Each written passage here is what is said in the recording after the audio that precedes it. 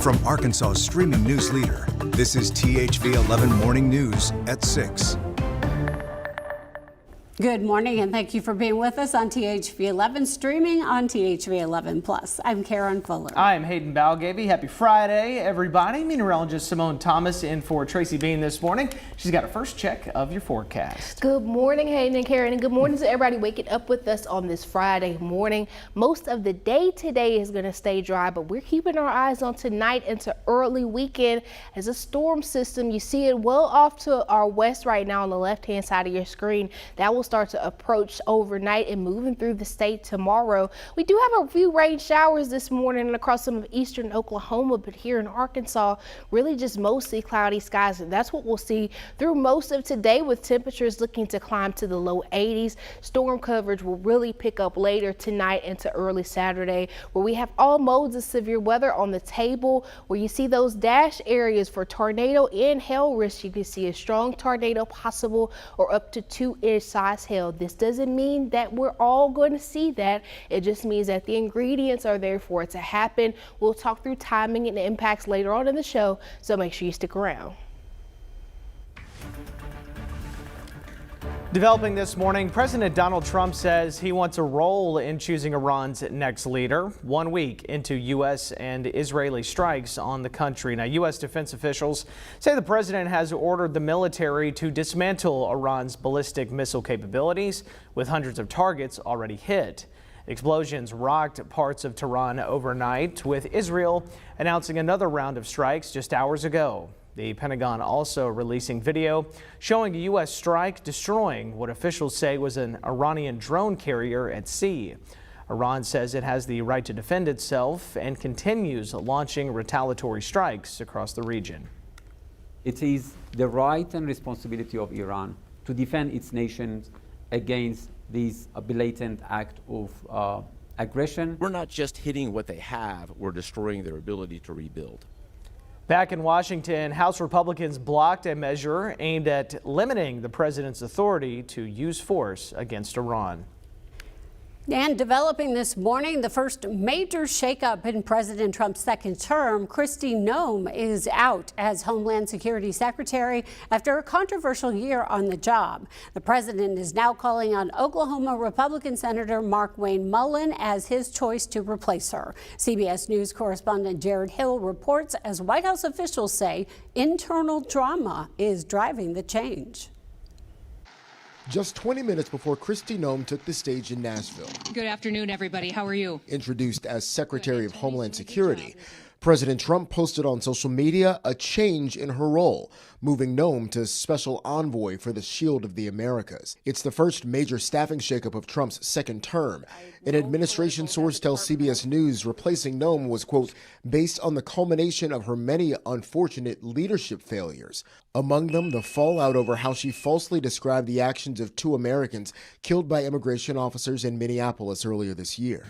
It was an act of domestic terrorism. She's a living, breathing article of impeachment in terms of the abuse of power and the corruption. Sources also cite this series of ads. I'm Kristi Noem. Starring Noem and clocking in at $220 million. Some of that money went to a company run by the husband of Noem's former spokesperson, all raising eyebrows for even some Republicans during her Senate hearing this week. Did the president know you were going to do this? Yes. He did. But President Trump said to Reuters, I never knew anything about it. The president, when he called me Tuesday night, the night of the hearing, when he was mad as a murder hornet, he asked me what I thought about Markwayne. That's Markwayne Mullin, the junior senator from Oklahoma, a former rancher and MMA fighter. We're going to get Department of Homeland Security making sure that we stay focused on protecting the homeland. Now President Trump's nominee to take over DHS. Jared Hill, CBS News. Now to a crime alert this morning. An Arkansas man will spend 30 years in federal prison after investigators say he produced and shared child sexual abuse material online. Prosecutors say 36-year-old Tyler Dane Wooten from Bryant was caught during an FBI undercover investigation into an online group trading illegal videos. Authorities say the investigation uncovered thousands of files on his devices, and he was arrested back in July of 2024. Federal judge also ordered Wooten to serve a lifetime of supervised release and pay $81,000 in restitution. Police say the man suspected in the killing of a woman found dead in Pine Bluff is now in custody. U.S. Marshals tracked down Samuel Wembley in Little Rock on Thursday in connection to the shooting death of Kenyatta Ringo Wembley on Cinnamon Drive. That was on Sunday. Now, Wembley will be booked into the Jefferson County Jail on charges of capital murder and possession of a firearm by certain persons. Voters in Maumelle gave a thumbs up to several major city improvement projects in Tuesday's election. Residents weighing in on a series of ballot questions tied to an existing sales tax, extending it. While most of the plans received a lot of strong support, one project did not make the cut. We've been talking about this for a while, that what passed and what it means. Of course, for the city of Maumelle, as we've got the details for you this morning, Maumelle voters had 7 questions on their ballots, one asking whether to extend the city's current half-cent sales tax, and 6 others asking how that money could be spent on community project. Voters approving extending the sales tax, clearing the way for several improvements. Those include a new fire station, a police and fire training facility, and road upgrades across the city.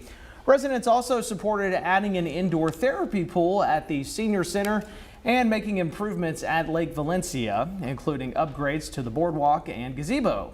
The one proposal that failed, adding new turf to the city's sports fields.